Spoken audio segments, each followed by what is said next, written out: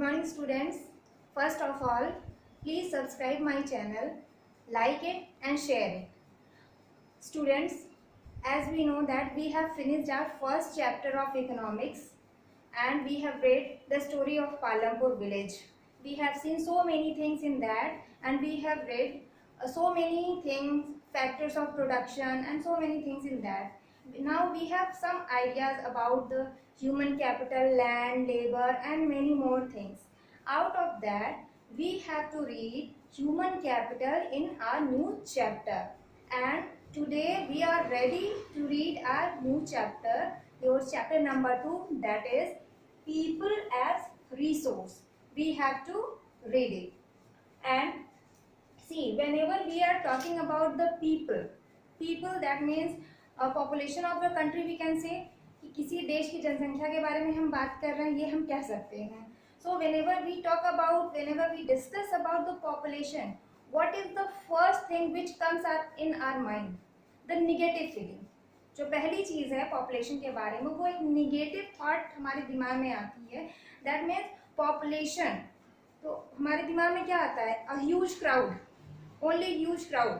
Okay, so we are having this stereotype thinking. Okay, that means कि population जो है एक बहुत ही निगेटिव चीज होती है. And we have idea about that population, that because of huge population so many problems are there in our country. तो जब भी हम पॉपुलेशन के बारे में सोचते हैं तो हमारे दिमाग में सिर्फ निगेटिव पॉइंट्स ही आते हैं. एंड स्टूडेंट्स, ये बहुत ही इजी है किसी भी चीज़ के निगेटिव पॉइंट्स निकालना. बट हर एक चीज़ का दो पहलू होता है, पॉजिटिव एंड नेगेटिव. हर एक चीज़ का दो पहलू होता ही है. So today we are going to learn, we are going to discuss about the positive aspect of the population. कि क्या पॉपुलेशन किसी देश के लिए एक एसेट जैसा है, संपत्ति जैसा है, संपदा जैसा है. मतलब उसका क्या बेनिफिट हो सकता है, क्या कोई बेनिफिट है? हमने अभी तक जितना अपनी सोसाइटी में देखा है तो हमें यही लगता है कि पॉपुलेशन का मतलब that is only burden. So today, आज हमारी वो जो मिथ है दिमाग में वो क्लियर हो जाएगा कि पॉपुलेशन एग्जैक्टली क्या है, बर्डन है या बहुत अच्छी चीज़ है, उसे हमें बेनिफिट होने वाला है कि हमारा कुछ जाने वाला है, हम कुछ लूज करने वाले हैं. Okay, so ready student? People as resource. First we will talk about the people, that is population of a country. A large population is considered always a burden for the country like India, that is developing country. So we feel that this is the burden. And see, this is negative aspect, this is positive aspect. It is very important to discuss both the aspect so that we can come on the conclusion. ठीक है, ऐसा नहीं कि मैंने बस बता दिया ये चीजें होती है और आपके दिमाग में आगे हाँ ऐसा कुछ होता है. पहले निगेटिव और पॉजिटिव दोनों एस्पेक्ट डिस्कस कर ले. After that you will be ready to conclude all these things. You will be independent to take your own decision कि पॉपुलेशन एग्जैक्टली है क्या. देखिए निगेटिव एस्पेक्ट क्या है. जब हम निगेटिव एस्पेक्ट से देख रहे हैं पॉपुलेशन को, that this is a liability. ये कंट्री के ऊपर, सोसाइटी के ऊपर, कम्युनिटी के ऊपर बर्डन है. इसे सिर्फ हमें ढोना है, इसे ढो के लेके चलना है. Okay, this is a burden.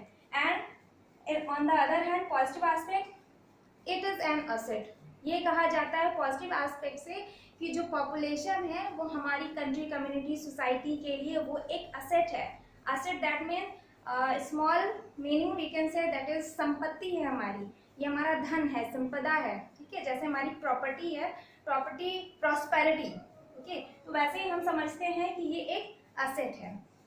Now second negative point, it is not productive. कि जो पॉपुलेशन है वो प्रोडक्टिव बिल्कुल नहीं होती जब हम निगेटिव पॉइंट से देखते हैं. मतलब ये जो है हमारी कंट्री में इनका कुछ भी प्रोडक्शन या कुछ भी क्रिएटर जैसा ये काम नहीं कर रहा है, कुछ क्रिएट करके नहीं दे रहा है.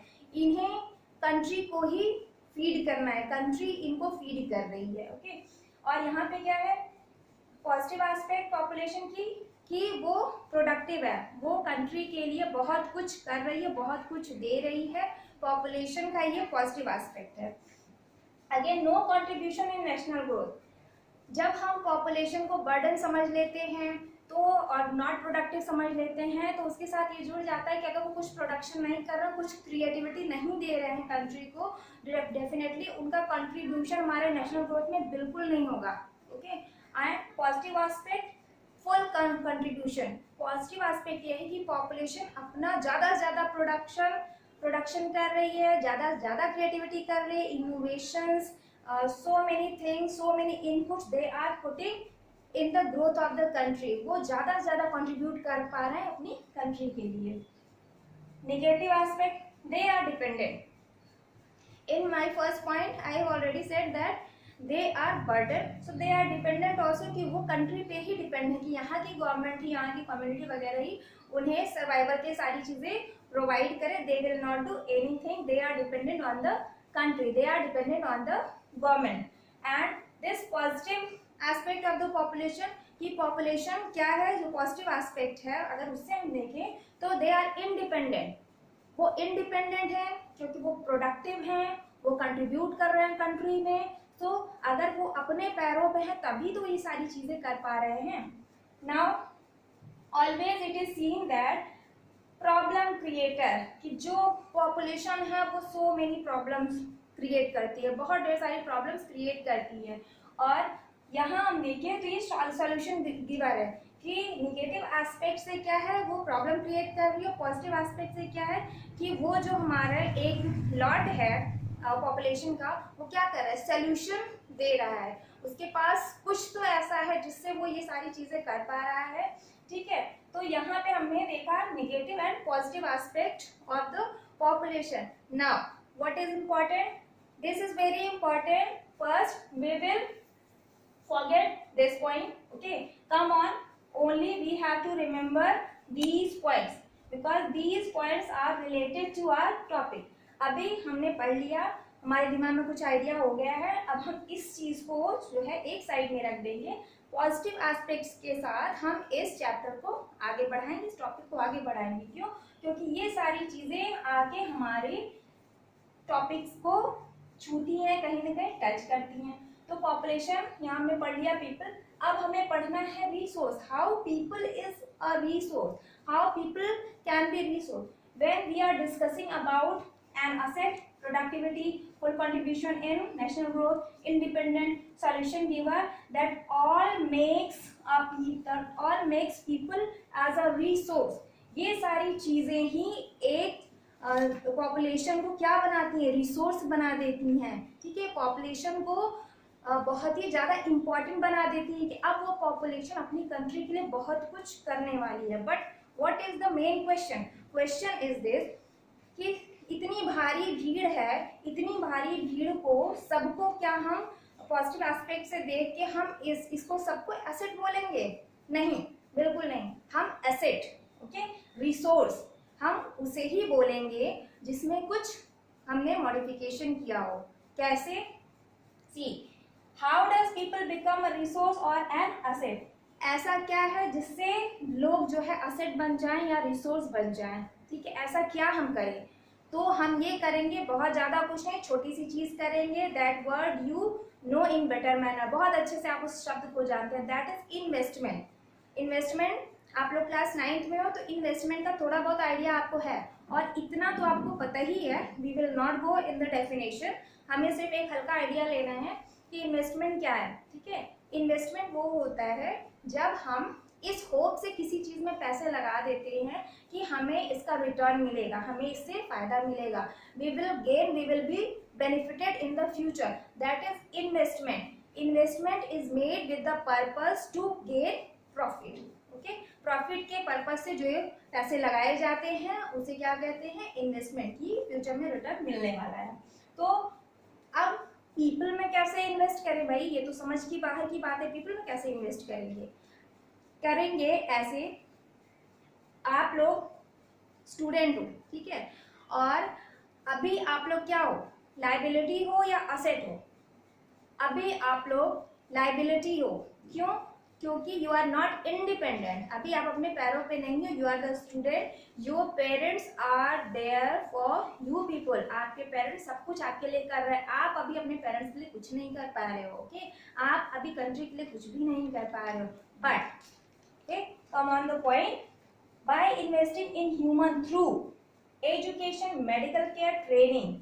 Okay, जब किसी भी पीपल, किसी भी ह्यूमन को हम एजुकेट करते हैं, उनकी हेल्थ की केयर करते हैं, उन्हें ट्रेनिंग से और ज़्यादा ट्रेंड करते हैं किसी भी फील्ड में, तो एक पीपल, पॉपुलेशन, एक ह्यूमन वो क्या बनता है? रिसोर्स बनता है. That human is called now human capital. अभी तक मैं ह्यूमन थी, लेकिन जब मैंने एजुकेशन गेन किया है, ट्रेनिंग गेन की है, now I am able to teach you people. So I am human capital. I am not liability on the country. मैं कंट्री पे बोझ नहीं हूँ. I am contributing to the country. मैं कंट्री में कंट्रीब्यूट कर रही हूँ. So education. See, you are the student and why do you go to school? आप स्कूल क्यों जाते हैं? This is the question. Whenever I am in the classroom, जब भी मैं क्लासरूम में होती हूँ और I ask this question, so many different answers are there. और बहुत ढेर सारे स्टूडेंट्स ये भी होते हैं मम्मी पापा भेज रहे हैं स्कूल इसलिए हम पढ़ाई कर रहे हैं.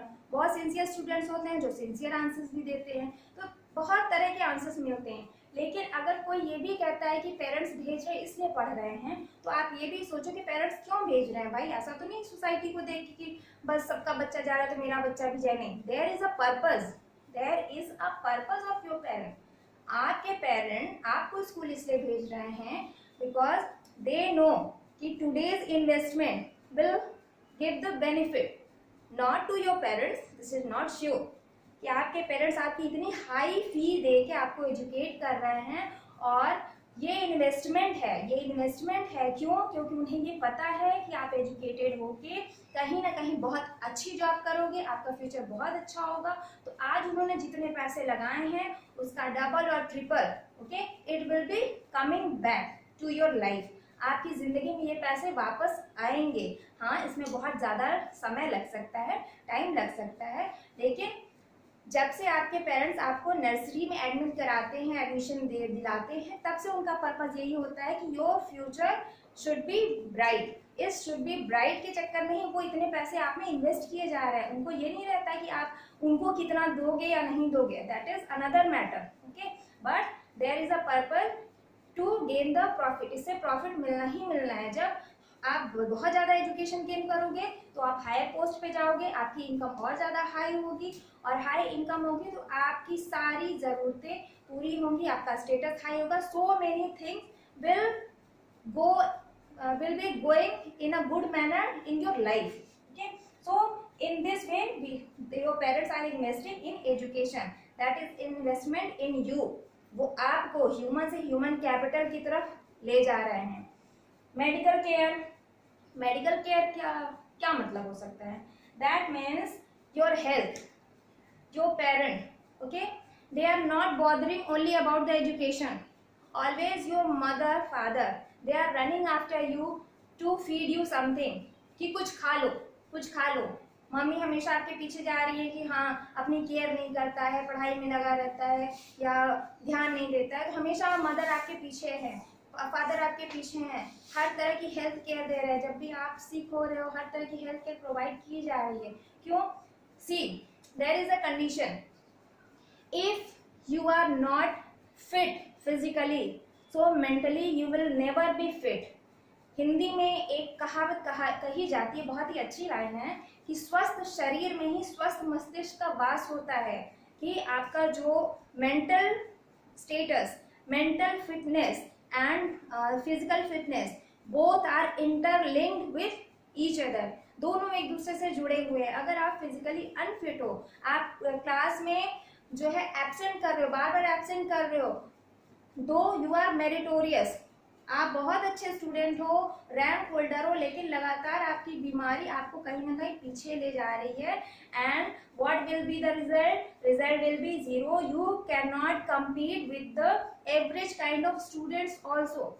तब उस कंडीशन में आप अपने क्लास के जो है एवरेज स्टूडेंट से भी कम्पीट नहीं कर पाओगे. सो with the education, this medical care is also needed in the formation of human capital, human को ह्यूमन कैपिटल बनाने के लिए उसकी हेल्थ की केयर भी बहुत ज़्यादा ज़रूरी है। ये स्टूडेंट पर्पज से भी, when you are going to the job also, then also अगर लगातार आप जो है बीमार रह रहे हो, definitely it is going to effect your salary. Private sectors में यही होता है ना, आप लंबे समय तक बीमार हो तो आपको छुट्टियां तो दे दी जाएगी, but somehow your salary will be deducted, so it will effect your family, it will effect your life. Okay, so I think you are getting my points student. Now third is training. अब आप सोच रहे होगे कि अरे भाई education तो ले लिया, अब ट्रेनिंग क्या चीज़ है, ट्रेनिंग की ज़रूरत क्यों, हम तो एजुकेट हो चुके हैं, अब ट्रेनिंग क्या ज़रूरत है। Training and education, these are two different things. So many sectors are there where training is must. A very simple example I am giving you. Teacher ने एजुकेशन ले लिया है, एमएससी कर लिया, बहुत कुछ कर लिया, टीचिंग के पर्पज से उन्होंने जो है जो करना सब कर लिया, but if teacher is not trained, okay, so that teacher is not considered in the norms of the government और सीबीएसई और यूपी बोर्ड, वो उस नॉर्म के अंदर नहीं काउंट होंगे। And if you are applying for the teaching job, अगर आप टीचिंग जॉब के लिए अप्लाई कर रहे हो, then that certificate, training certificate, that is BTC, BEd or so many certificates are there for the teaching purpose, so it is required for good income. अगर आप अच्छी इनकम टीचिंग में चाहते हो तो आपको ट्रेनिंग की जरूरत होती है। And why this training is very much required, because only theory portion is not enough, theory portion is not enough, that practical is also needed, that is why training is very much required. अगर एक doctor है, उसने book में पढ़ लिया कि अच्छा इस तरह से इंजेक्शन लगाया जाता है, इस तरह से जो है ड्रिप वगैरह चढ़ाई जाती है, इस तरह से ग्लूकोज चढ़ाए जाते हैं, तो क्या वो वाकई ये कर ले जाएगा?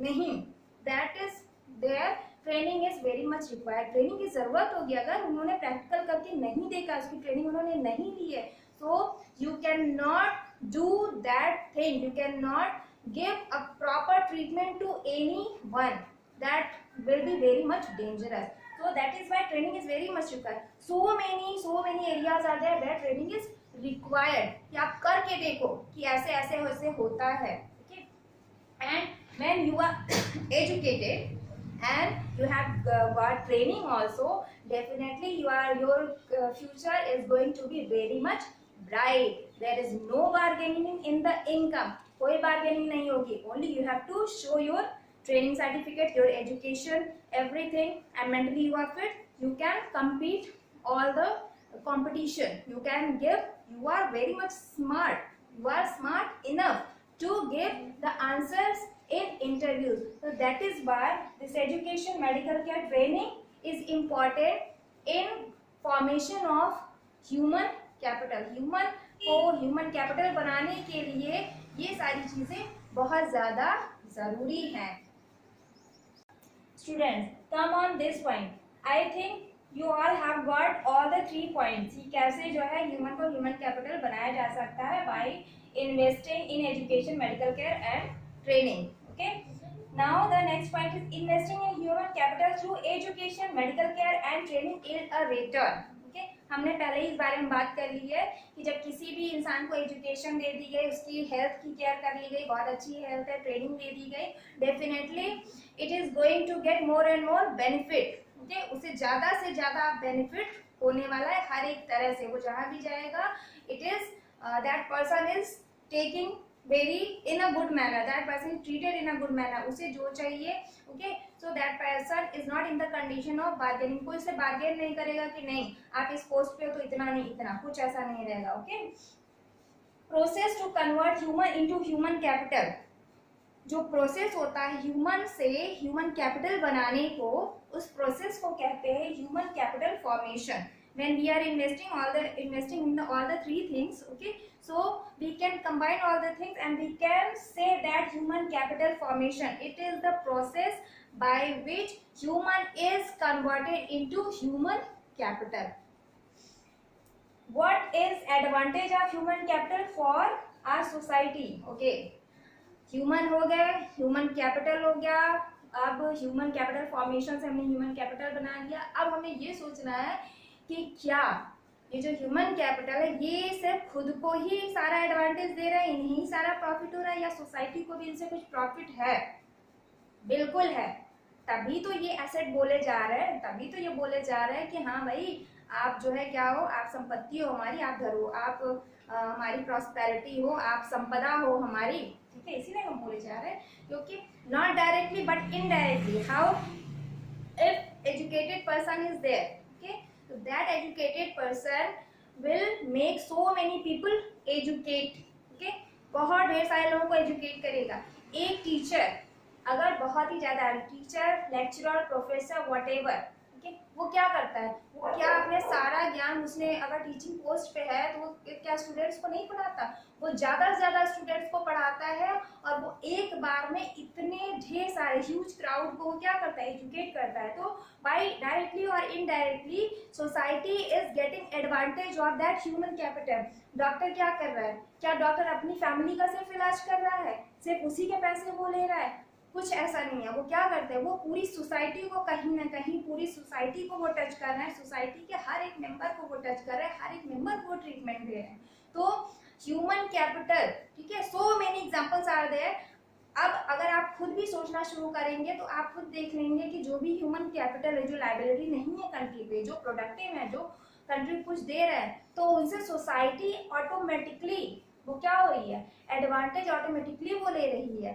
ओके, इनका अपना पर्सनल क्या हो रहा है, पर्सनल ये कहाँ बेनिफिट इनको मिल रहा है, पर्सनल बेनिफिट है कि ये जितना ज़्यादा एजुकेट अपने आप को करेंगे, जितना ज़्यादा इन्वेस्टमेंट अपने में करेंगे एजुकेशन के थ्रू, ट्रेनिंग के थ्रू, तो उससे क्या होगा, वो हायर पोस्ट और उनकी इनकम, सैलरी वो और ज़्यादा होगी। सर्विस या जॉब लोग क्यों करते हैं, सैलरी के लिए ही तो कर रहे हैं। ऐसा तो नहीं है कि हम सोशल वर्क करने के लिए कर रहे हैं, ऐसा तो बिल्कुल नहीं है। हमारे पेरेंट्स जो है हमारे में क्यों इन्वेस्ट कर रहे हैं, सोशल वर्क के लिए तो बिल्कुल इन्वेस्ट नहीं कर रहे हैं, ठीक है। ये सोशल वर्क तो हमारा अपने दिमाग की क्रिएटिविटी है, हमारे एक सोल को सेटिस्फाई करने का एक अलग नीड है, तो वो हमारा अपना है, ठीक है। लेकिन इन्वेस्टमेंट जो है वो हमारे एजुकेशन ट्रेनिंग में हो रही है, तो उसका रिटर्न कहीं ना कहीं हमें मिलना है।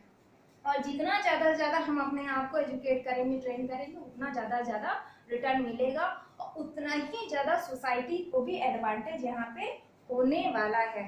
So students, I think we have covered each and everything about human capital and how human can be converted into human capital.